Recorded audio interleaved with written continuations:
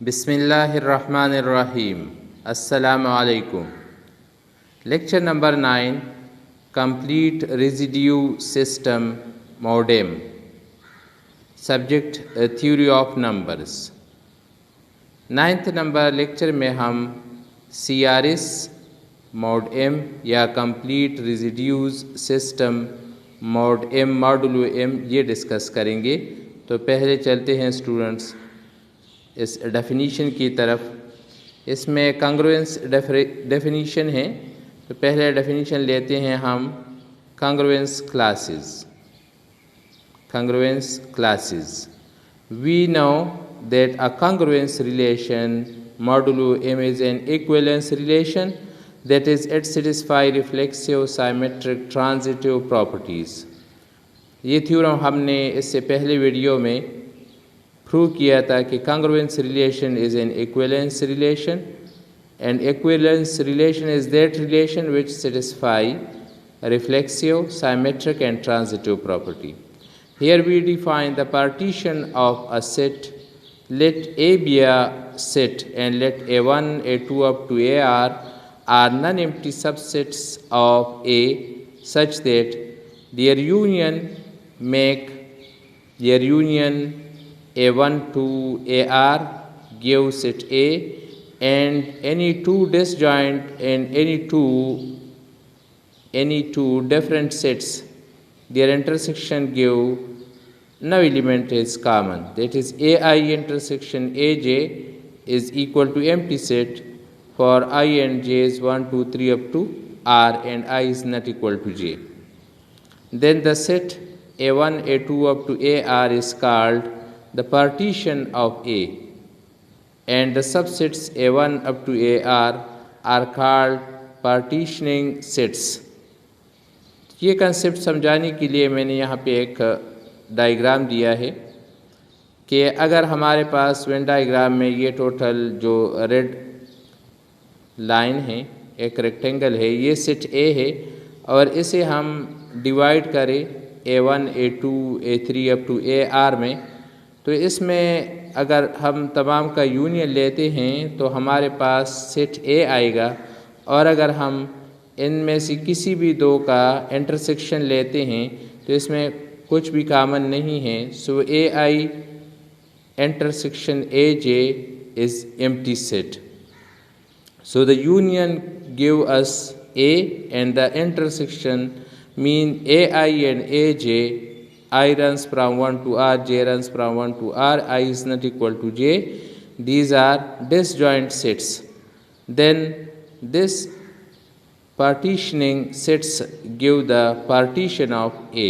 So A1 up to AR is a partition of A.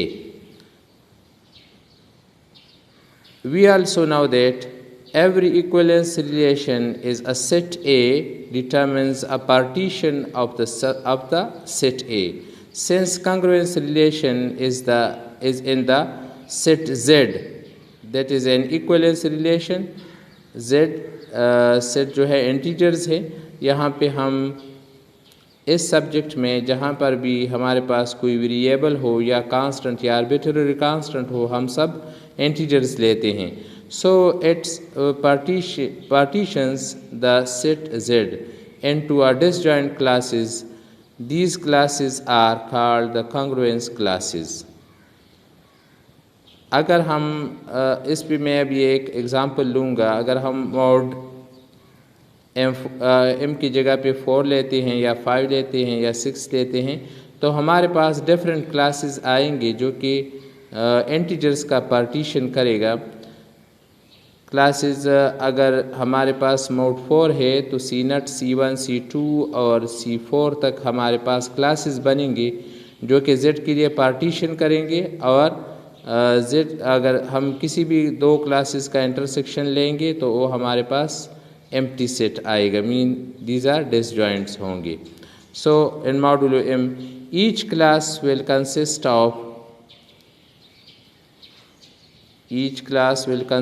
of different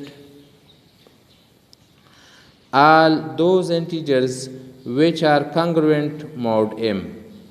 Since each integer in is congruent to mod m to exactly one of the integers 0 to m। हम कोई भी integer n अगर लेते हैं integers set में से तो वो ज़रूर 0 से लेकर m तक जितनी भी हमारे पास नंबर है ये m-1 तक है। अगर हम 0 से लेते हैं तो 0 से लेकर m-1 तक। तो यहाँ पे आप स्टूडेंट्स -1 ये इसके साथ इंक्लूड करें।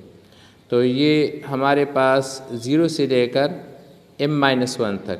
अगर हम 1 से शुरू करते हैं तो फिर 1 2 अप टू m पर हमारे पास आएगा, m तक हम लेंगे। मगर यहाँ पे हमारे पास m-0 से शुरू है, इसलिए 0 से लेकर m-1 तक हमारे पास क्या बनेंगे। So there are only m distinct congruence classes. तो इसलिए हमारे पास जो क्लासेस यहाँ पे बनेंगी ये क्लासेस ये हमारे पास कितने बनेंगे, हर एक रिमाइंडर के लिए अलग अलग एक एक क्लास बनेगा। C0, C1, C2, C3 up to so on up to Cm-1 are given by these classes are represented by. इसे हम किस तरह रिप्रेजेंट करते हैं, तमाम को एक साथ हम इस तरह रिप्रेजेंट करते हैं। x Ci I represent I runs from 0 to m-1। x is an integer such that x is congruent to I mod m। x is congruent to I mod m। तो जितनी भी इंटीजर्स हैं वो I जो है ये represent करता है रिमाइंडर्स को। यहाँ पे इतनी रिमाइंडर्स है I 0 1 2 3 up to so on. अब इसी वैल्यू को हम इस तरह भी ले सकते हैं कि जिस तरह यहाँ पे कॉन्ग्रुएंस है तो कॉन्ग्रुएंस को हम mean m divides x minus i। अब हम इसे अगर डिविजिबिलिटी फॉर्म में लिखते हैं तो x minus i it is equal to m⁴। अब अगर हम इस i को दूसरी साइड पे कन्वर्ट करें तो फिर हमारे पास आएगा x it is equal to m³ plus i। अब यही वैल्यू हमने यहाँ पे रिप्लेस किया है, या आप कॉन्ग्रुएंस ले या इसकी जगह पे ये इक्वेशन ले x such that x is equal to m³ plus i। q belongs to the integers. इस पे एक एग्ज़ाम्पल लेते हैं, एग्ज़ाम्पल के ज़रिए से आसानी के साथ आपके समझ में आ जाएगा। तो देखते हैं एक एग्ज़ाम्पल इस पे। अगर हमारे पास लेट मोड 4 है तो फिर हमारे पास जो रिमाइंडर्स आएंगे वो आएंगे 0 1 2 और 3 तक हमारे पास रिमाइंडर्स होंगे। तो इसका जो रिमाइंडर्स का सेट बनेगा वो होगा 0 1 2 और 3। अब हम क्लास 0 लेते हैं, मीन वो तमाम इंटीजर्स जिन्हें हम 4 से डिवाइड करते हैं और इसका रिमाइंडर हमारे पास 0 आता है। लाइक 4 को 4 से डिवाइड करें तो रिमाइंडर 0, तो ये 4 इस क्लास में होगा जिसका रिमाइंडर 0 आ रहा है। इसी तरह जब आप 8 को 4 से डिवाइड करते हैं तो रिमाइंडर हमारे पास आता है 0, इसलिए ये भी C0 के इस क्लास में होगा। इसी तरह -4 को जब आप 4 से डिवाइड करते हैं तो रिमाइंडर हमारे पास 0 आता है। तो मीन इसमें वो तमाम इंटीजर्स होंगे जिन्हें जब हम 4 से डिवाइड करते हैं और इसका रिमाइंडर हमारे पास 0 आता है। तो ये एक क्लास इंटीजर्स में बन जाता है जिसे हम C0 कहते हैं, mean that class which has remainder 0। Now that class which has remainder 1 when divided by 4। तो अब अगर आप 5 को 4 से डिवाइड करते हैं तो रिमाइंडर इज़ 1। इसी तरह अगर आप 7 को 4 से डिवाइड करते हैं द रिमाइंडर इज़ 1। इसी तरह 13 17। आसान मेथड इसके लिए ये है कि आप इस 1 के साथ जो कि हमारे पास रिमाइंडर वाला क्लास है, इस 1 के साथ अगर आप 4 प्लस करते हैं तो 5, फिर 5 के साथ 4, फिर 4 up to so on m को ऐड करते जाए तो आपके पास इंटीजर्स का क्लास बन जाता है। अब ये -3 वाला क्लास यहाँ पे किस तरह आता है स्टूडेंट्स, तो आपने अगर पढ़ा हो इससे पहले -3 को जब आप 4 से डिवाइड करते हैं तो ये डिवीज़न इस तरह होगा कि आप इसके साथ -1 को मल्टीप्लाई करें तो यहाँ पे आएगा -4। अब इसमें सब्ट्रैक्शन करें तो ये प्लस बन जाएगा। इससे जब आप माइनस करते हैं तो 1 आएगा। 1 यहाँ पे रिमाइंडर है किस चीज़ के लिए, -3 के लिए। सो -3 यहाँ पे इस क्लास में आएगा -3। इसी तरह -7 को जब आप डिवाइड करते हैं, -7 को जब आप 4 से डिवाइड करते हैं तो अब आप यहाँ पे -2 लेंगे, -2 इसके साथ मल्टीप्लाई कर तो -8 आएगा। दोनों को जब आप प्लस करते हैं तो यहाँ पे आएगा 1 remainder. So -7 also belongs to C1 class. इसी तरह जब आप class C2 those integers which gives 2 as remainder when divided by 4, तो 6 को जब आप 4 से डिवाइड करते हैं रिमाइंडर इज़ 2। इसी तरह 10 को जब आप डिवाइड करते हैं remainder is 2 and up to so on. तो ये इंटीजर्स का एक दूसरा क्लास बन जाएगा।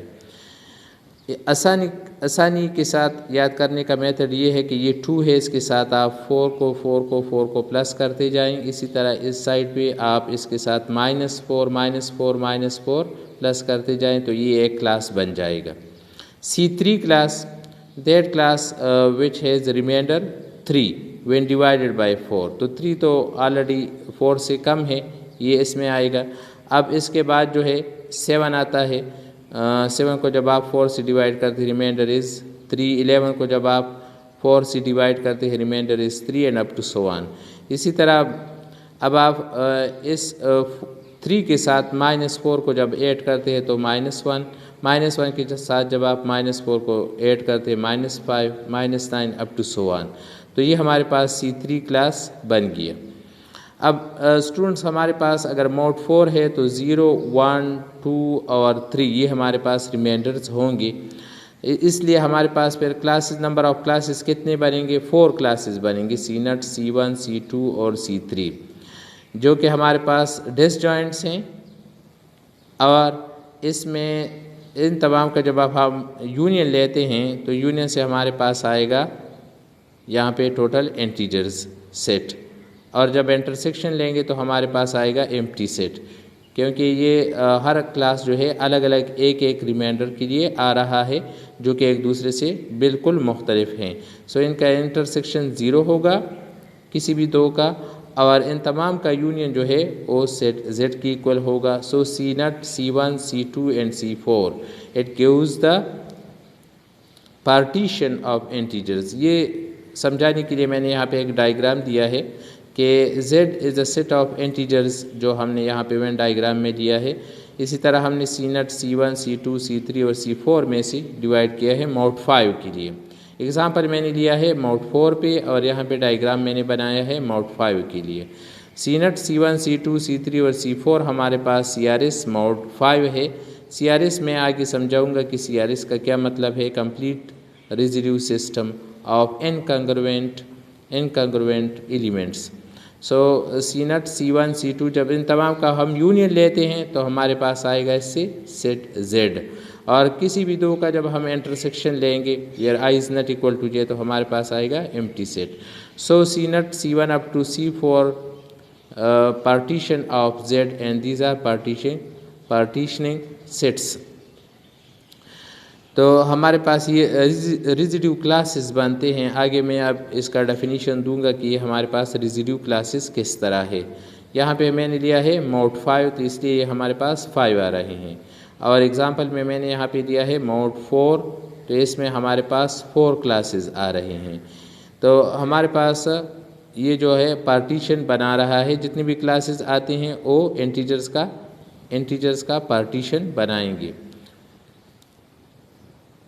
अब यहाँ पे मैं एक प्रॉपर डेफिनेशन ले रहा हूँ कि हम CRS या कंप्लीट सेट ऑफ रेजिड्यूज़ किस सेट को कहेंगे। Complete set of residues are complete residue system modulo M, या हम इस डेफिनेशन को CRS, आप इसे जब CR और इसको तो आप शॉर्टली कह सकते हैं कंप्लीट रेजिड्यू सिस्टम की जगह पे CRS mod M।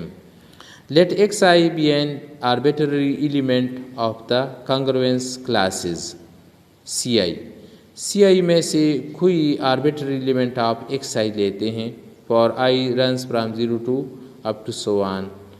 Then the set x0, x1, x2, x3 up to xm minus 1 is called a complete set of residues or complete residue system, or CRS is usually written as CRS mod m. इस set को हम CRS कहेंगे। किस तरह कहेंगे? अगर ये हमारे पास इस तरह है कि फॉर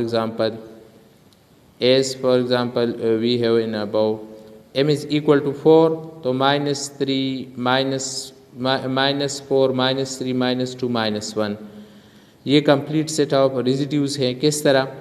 इसमें पहले हम चेक करते हैं। तो अगर आप स्टूडेंट्स आप यहाँ पे काउंट करते हैं तो 1 2 3 4, इसमें कितने एलिमेंट्स हैं? 4 एलिमेंट्स हैं। मीन इसमें m इक्वल टू 4 एलिमेंट्स है। ये पहले आपने चेक करना है। सेकेंडली आपने इसमें चेक करना है कि ये 4 एलिमेंट्स डिफरेंट क्लास में बिलोंग करते हैं। तो यहाँ पे अगर आप -1 को चेक करते हैं तो -1 जो है ये किस क्लास में आ रहा है? इससे पहले अभी हमने पढ़ा। आप इस तरह करें कि -1 के साथ +4 ले तो इससे आएगा 3, तो ये क्लास C3 में आ रहा है। इसी तरह अब -2 को जब आप चेक करते हैं ये क्लास C2 में आएगा, -3 को आप C1 में आएगा और -4 को C0 में आएगा। तो इसमें C0, C1, C2, C3 different classes की एलिमेंट्स हैं, और कंसेक्टिव है कि C0, C1, C2 और C3 में से है। सो ये हमारे पास ये क्लास जो है, ये सेट जो है, ये टोटल सेट ये हमारे पास क्या है? ये CRS है। ये CRS है क्योंकि ये दो प्रॉपर्टीज़ को सेटिस्फाई कर रहा है। एक ये कि जब हम इसके एलिमेंट्स को गिनते हैं तो ये टोटल डिफरेंट एलिमेंट्स इसमें कितने हैं? 4 एलिमेंट्स हैं। दूसरी बात इसमें ये कि ये डिफरेंट क्लासेस में बिलोंग करते हैं, इसलिए ये CRS है। CRS का यही डेफिनेशन है। अब आगे हम इसे दोबारा डिफ़ाइन करेंगे। इसी तरह यहाँ पे ये कुछ एलिमेंट्स ली गई हैं। एक है 4, 9, 14 और 15। तो इसके नंबर कितने हैं? जब आप काउंट करते हैं इसमें एलिमेंट्स कितने हैं? इसमें 1 2 3 4 एलिमेंट्स हैं। फर्स्ट प्रॉपर्टी को ये सेटिस्फाई कर रहा है। अब 4 जो है ये C0 क्लास में आ रहा है। 9 जो है जब आप डिवाइड करते हैं तो ये C1 क्लास में आ रहा है। इसी तरह 14 को जब आप 4 से डिवाइड करते हैं तो इसका रिमाइंडर 2 आता है, तो ये C2 क्लास में बिलोंग करता है। इसी तरह जब आप ये 15 लेते हैं डिवाइड बाय 4 तो आप देख सकते हैं स्टूडेंट कि ये C3 में आ रहा है। इसलिए इसमें C0, C1, C2, C3 और C3 तक क्योंकि मॉड है हमारे पास, तो C3 तक हमारे पास कंप्लीट सेट ऑफ रेजिड्यूज़ इसका बन रहा है कि ये डिफरेंट क्लासेस में आ रहे हैं। अगर सेम क्लास में आएंगे कोई भी दो एलिमेंट्स तो फिर वो हमारे पास CRS नहीं होगा। अब ये हमारे पास CRS है। इसी तरह आप ये चेक करें -4, -5, -2 और 11, ये तमाम के तमाम जो है ये क्या है? ये कंप्लीट सेट ऑफ रेजिड्यूज़ हैं।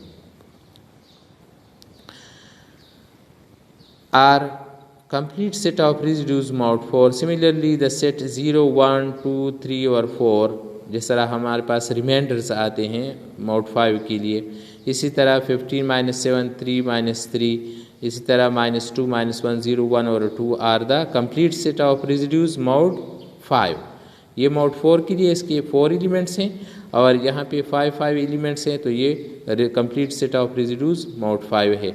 मगर स्टूडेंट्स ये तब CRS होगा जब किसी भी सेट में आप नंबर ऑफ एलिमेंट्स चेक करते हैं और वो मोड के इक्वल हो और ये डिफरेंट क्लासेस में बिलोंग करते हो।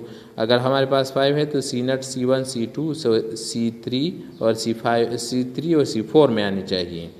अब लीस्ट पॉजिटिव रेजिड्यूज़ कौन से हैं? लीस्ट पॉजिटिव रेजिड्यूज़ ये अलग डेफिनेशन है। तो mod 5 के लिए लीस्ट पॉजिटिव 0, 1, 2, 3 और 4 है। इसी तरह the complete set of residues mod 4 like 0 to m-1 is called. ये 0 से लेकर जो कि रिमाइंडर्स का सेट बन रहा है, सिर्फ रिमाइंडर्स का set, that is called least positive residues. ये एक और डेफिनेशन इसके साथ हो गया। अब इस डेफिनेशन को कुछ जनरल करते हैं तो सेम वही बातें हैं जो हमने रिपीट की एग्जाम्पल में। If we look at the definition of the complete set of residues. The two examples, mod 4 and mod 5, then we notice that if A is a CRS mod M, then it has the following properties. इसमें दो properties होंगी. First, A must has the number of elements m elements. A has m elements. The number of elements in set A equal to m. That is m is a mod की equal number of elements होंगी. दूसरी बात इसमें, if xi belongs to A and xj belongs to A with I is not equal to j, then xi is incongruent to xj mod m. कि ये different classes में belong करेंगे. xi और xj different classes में belong करेंगे. तो जब different classes में बिलोंग करते हैं तो वो इनकंग्रुएंट होते हैं. इनकंग्रुएंट हमारे पास आएंगे mod m. Thus we can say that a given set A is CRS mod m if and only if it satisfies the above two properties. First, it has m elements and the elements inside A are incongruent to each other. अब यहाँ पे मैं एक example ले रहा हूँ students कि अगर हमारे पास A एक सेट है और इसमें हमारे पास एलिमेंट्स है 0, 1, 2, लेट ये हमारे पास mod 3 के लिए है. तो इसमें नंबर ऑफ एलिमेंट्स ऑफ ए के नंबर ऑफ एलिमेंट्स कितने हैं? ए के नंबर ऑफ एलिमेंट्स जो है ये 3 है, जो कि mod की इक्वल है. अब ये 0, 1 और 2 ये तमाम एक दूसरे के साथ क्या है? इनकंग्रुएंट है. 0 इज़ इनकंग्रुएंट टू 1 mod 3. इसी तरह 1 इज़ इनकंग्रुएंट टू 2 mod 3. इसी तरह 0 और 2 अगर आप लेते हैं, 0 इज़ इनकंग्रुएंट टू 2 mod 3. तो ये तमाम के तमाम एक दूसरे के साथ इनकंग्रुएंट होंगे. इसलिए हम इसे CRS इनकंग्रुएंट एलिमेंट्स mod m भी कहते हैं. अगर हमारे पास 0, 1 और 2 है तो इसे हम लीस्ट पॉजिटिव रेजिड्यूज भी कहते हैं. अच्छा, इस डेफिनेशन को आप इस तरह भी ले सकते हैं. A is a CRS mod m if and only if the elements of A are incongruent where I is not equal to j. xi is incongruent to xj mod m. Every integer A is incongruent to congruent to one of the integers of the set A. तो students ये समझाने के लिए, अगर मैं कोई भी एक इंटीजर लेता हूँ तो मस्ट इसका रिमाइंडर 0 से लेकर m-1 तक कोई एक ज़रूर होगा. इसलिए वो ये एलिमेंट हर एक इंटीजर जो है, every integer that must congruent to one element of set A. Set A के एक एलिमेंट के साथ ज़रूर कांग्रुएंट. क्यों होगा?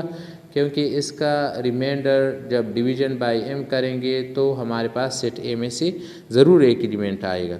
फॉर एग्ज़ाम्पल मैं इस तरह लेता हूँ कि हमारे पास m जो है ये लेट 5 है और मैं कोई भी इंटीजर लेता हूँ. सपोज़ कोई भी इंटीजर a हमारे पास लेट 23 है.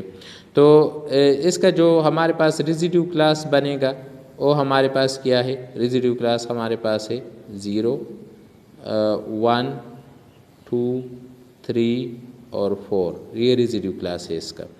तो जब हम इस a को जब हम डिवाइड करते हैं, a डिवाइड बाय 5 से जब हम डिवाइड करते हैं तो आप देख सकते हैं स्टूडेंट्स कि a जो है ये हमारे पास 23 है. तो जब आप 4 से डिवाइड करते हैं तो हमारे पास आता है 3. तो 3 मस्ट इनमें से ये जो है 3 इसके साथ यहाँ पे ये जो है 3 इसमें है. सो a जो है a is congruent to 3 mod 5. a is congruent to 3 mod 5. a हमारे पास 23 है. So 23 - 3 is divisible by 5.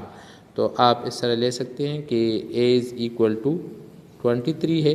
So 23 must इस क्लास में से कोई एक एलिमेंट के साथ, किसी एक रिमाइंडर के साथ मस्ट क्या होगा? कांग्रुएंट होगा. ये इस डेफिनेशन के मुताबिक है. ठीक है जी. तो हमारे पास आए यहाँ पे, if every integer a is congruent to one of the integers of the set A. For example, a is 0 to 4 in CRS mod 5. Let us consider the integers a is equal to 9. Then 9 is 9 when divided by 5, the remainder is 4. So congruent to, so this one is congruent to. आप इस तरह ले सकते हैं कि आपने 9 यहाँ पे लिया है और mod 5 है, तो 9 is congruent to 1 element mod 5. वो कौन सा होगा? 9 से आप कौन से एलिमेंट को माइनस करेंगे रिमाइंडर्स में से जो डिविजिबल बाय 5 हो? तो 4 जब आप माइनस करते हैं तो हमारे पास आता है 5 डिवाइड्स 9 माइनस 4. तो ये 9 इज़ कॉन्ग्रुएंट टू 4, जो कि एक ए से लेकर ए जो है हमारे पास 0 से लेकर 4 तक है, तो 4 तक इसमें 4 आता है. मस्ट एक के साथ ये कॉन्ग्रुएंट होगा. यह डेफिनेशन भी आप यूज़ कर सकते हैं. दोनों डेफिनेशन हम आगे थ्योरम्स में यूज़ करेंगे. अब इस पर एक थ्योरम लेते हैं स्टूडेंट्स, जो कि बहुत ज़्यादा इम्पॉर्टेंट है. If A1, A2, A3 up to AM is a complete set of residues mod M, these are incongruent. Is a complete set of incongruent residues mod M. ये incongruent अगर नहीं लिखते तो CRS mod M भी ठीक है, क्योंकि incongruent वैसे भी CRS के डेफिनेशन में आता है. Let K and M, K is any other integer and M is mod. These are relatively prime. Then we can write KA1, KA2, KA3 up to KAM is also such a system. First हमें ये दिया गया है कि set ए जो है ये CRS है. मीन ये दोनों प्रॉपर्टीज सेटिस्फाई कर रहे हैं. एक इसमें नंबर ऑफ एलिमेंट्स m है, दूसरी ये केस के कोई भी दो डिसजॉइंट जो कोई भी दो एलिमेंट्स जब आप लेते हैं i is not equal to j, that is ai is incongruent to aj mod m is complete set of incongruent residues and k and m is equal to 1. We are to prove that this set is also CRS. ये हम show करेंगे. अगर ये CRS है तो k and m are relatively prime. के आप इसके साथ हर एक एलिमेंट के साथ मल्टीप्लाई करें तो भी हमारे पास जो b आएगा वो भी CRS होगा, कंप्लीट सेट ऑफ रेजिड्यू होगा. तो हम b में दो प्रॉपर्टीज़ चेक करेंगे. एक इसके नंबर ऑफ एलिमेंट्स, तो जहाँ यहाँ पे आप स्टूडेंट्स देख सकते हैं A1, A2, A3 up to AM. जब आप इसे गिनते हैं तो काउंट करने पे हमें पता चलता है कि इसके नंबर ऑफ एलिमेंट्स कितने हैं? m है. Clearly b has m elements. Now we want to show that KAI is incongruent to KAJ mod M for I is not equal to J. कि मीन इसमें जितने भी तमाम एलिमेंट्स है ये एक दूसरे के साथ इनकंग्रुएंट है. ये हम शो करेंगे. अब सपोज़ हम इस तरह लेते हैं कि ये कंग्रुएंट है कि KAI is congruent to KAJ mod M. ये सपोजिशन है हमारा. हम इसे रॉन्ग साबित करेंगे. जब ये हमारे पास रॉन्ग गलत आएगा तो फिर डेफिनेटली इन दो में से कोई एक या तो कंग्रुएंट होंगे या इनकंग्रुएंट होंगे. तो हमने लेट कंग्रुएंट लिया, इसे मैं फॉल्स साबित करूँगा. So by definition m divides KAI minus KAJ. के इन दोनों में कॉमन है. m और k रिलेटिवली प्राइम है, इसलिए m जो है k को डिवाइड नहीं करता बल्कि m जो है AI माइनस AJ को डिवाइड करता है. हमने इससे पहले थ्योरी में पढ़ा है कि जब ये दोनों हमारे पास रिलेटिवली प्राइम हो तो ये एक दूसरे को डिवाइड नहीं करेंगे, जबकि m जो है इन तमाम को डिवाइड करता है, इसलिए m AI माइनस AJ को डिवाइड करता है. So AI is congruent to AJ mod m which is impossible. ये इम्पॉसिबल है क्योंकि हमें दिया गया है कि सेट A जो है ये CRS है और AI और AJ इसके दो एलिमेंट्स हैं which are congruent here, but this gives contradiction that A is a CRS mod M. So our supposition is wrong. The contradiction arises due to our wrong supposition. हमारे wrong supposition की वजह से ये बात आ रही है. इसलिए KAI is congruent to KAJ mod M ये गलत है. जब ये गलत है, जब ये हमारे पास इनकंग्रुएंट नहीं है तो हमारे पास क्या आएगा? Therefore KAI is incongruent to KAJ mod M. इसलिए हमारे पास दोनों प्रॉपर्टीज़ b के सेटिस्फाई हो गई. So b KA1 KA2 up to KAM is complete set of residues incongruent residues of mod M. या आप सिंपल ले सकते हैं b is CRS mod M, क्योंकि ये दोनों प्रॉपर्टीज़ को सेटिस्फाई कर रहे हैं. उम्मीद करता हूँ तलबा कि ये क्वेश्चंस आपके समझ में आए होंगे. फिर भी अगर कहीं पे मुश्किलात हो तो आप मुझसे पूछ सकते हैं और कमेंट्स में लिख सकते हैं. Thank you. वस्सलाम.